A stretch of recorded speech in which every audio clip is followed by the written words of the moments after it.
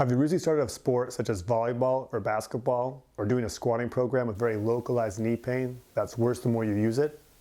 Hey everyone, this is Dr. Zach here at Performance Sport and Spine. In today's video I'll be discussing patellar tendinopathy, more commonly known as jumper's knee. So this pain commonly presents as very localized pain to the inferior pole of the patella or kneecap, and then more rarely on the insertion of that tendon on the tibia, which is a large bone of your lower leg. And it's made worse with loading activities such as running, jumping, or stairs. And notably, a hallmark sign of this condition is knee pain when your knee is bent for prolonged periods of time, so think long car rides.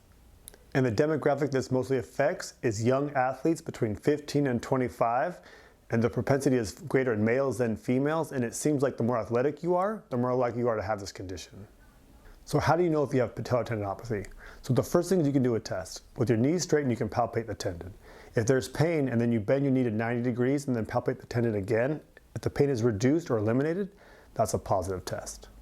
Some other things are there should be pain or weakness with resisted knee extension, and the pain should be worse during warm-up and they get better once you get going, and then often you pay for it the next day or 24 hours afterwards.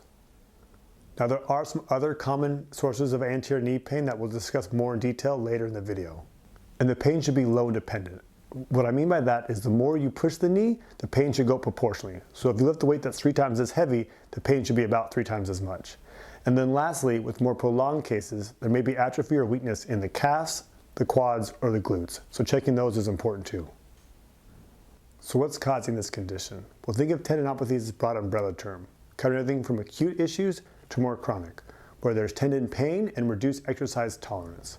So often this is preceded by a spike in training volume or intensity, where the capacity of the tendon here and the load of the tendon is here, so it gets overwhelmed.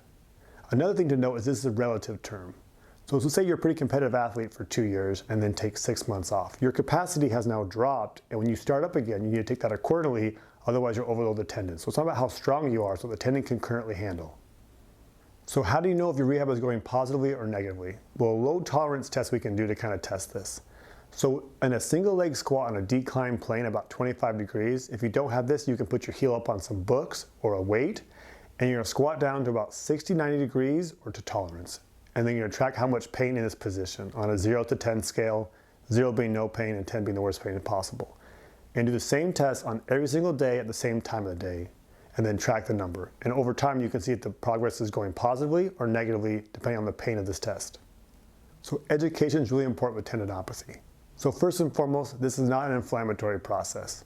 Terms like tendinitis should not be used. The main culprit here is mechanical overload, and you don't want to rest or ice your tendon completely. Number 2, there's going to be some discomfort. The goal is to have mild discomfort during the exercise with no flare-ups 24 hours afterwards. Your patellar tendon is incredibly strong like all your tendons, and studies have shown it can hold 13 to 19 times your body weight. So don't think the tendon is permanently damaged or torn, except in very extreme traumatic cases. With more acute cases, often just reducing or temporarily modifying the provoked activity is all you need, and then more chronic cases, there needs to be strengthening the tendon. Now the expectation needs to be set that this is going to take many months, and it's going to take a while. So be patient and incrementally increase the load placed on the tendon. And then treat the donut, not the hole. So you may have heard this term. So think of those more chronic cases. If the tendon gets overloaded for long enough, the tendon parts can actually die and become mechanically silent. But the good news is the healthy part of the tendon, or the donut part, can enlarge. So overall, your whole donut will be stronger, even though some parts don't work right. So now we'll start the rehab portion. And again, it's important to note that if this is an acute setting, you're going to have to reduce or temporarily modify the provocative activities, not just add more exercise to it. So you can start with isometrics, isotonics, energy storage activities, and then return to sport. And we'll cover some different options next.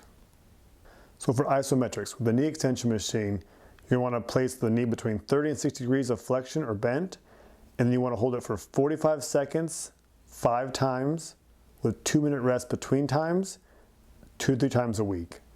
And you want the intensity to be about 70% of your maximum voluntary contraction. So think 100% is as hard as you can contract, shoot for 70% of that.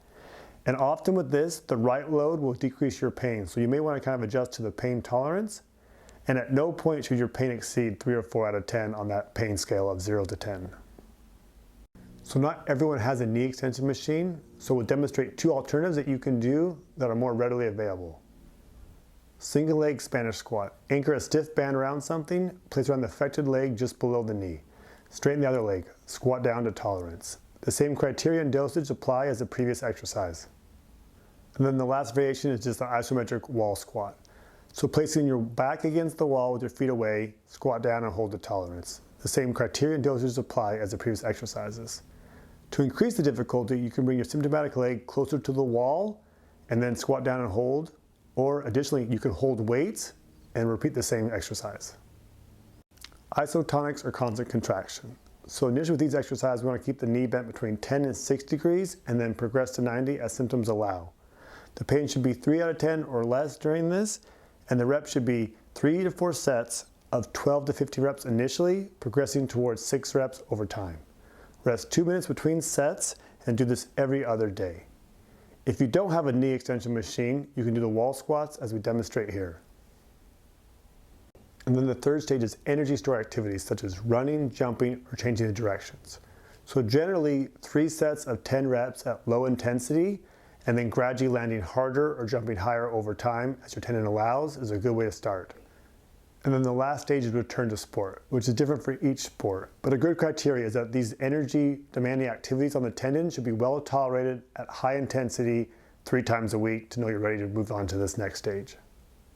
And then we need to make sure we address any weaknesses in the kinetic chain. So the calves, quads, and glutes. And a good way to do this is a single leg calf raise, knee extensions, and a single leg glute bridge. And if you find there's any weaknesses compared to the non-affected side, these very tests can be the exercises that you can use to address those deficiencies.